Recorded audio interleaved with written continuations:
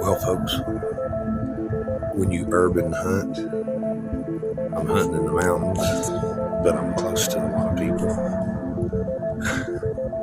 So all you hear is a leaf blower and some kind of impact wrench or something. I don't know what I'm hearing, but it's making a lot of racket.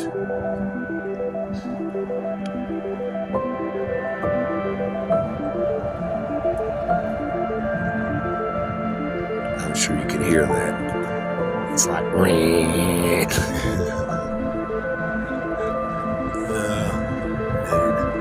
you gotta get used to the noise and just watch for deer, because you sure can't hear them coming around here. It's an eyesight game only. You're sitting here like with your eyes wide open for hours until they get so dry you can't even blink them anymore. Deer hunting in the city. Well, it's woods, you can see.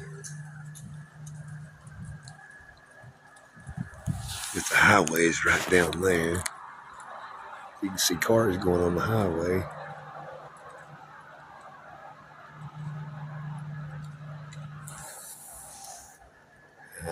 And I'm hunting this ridge top. So it's pretty cool.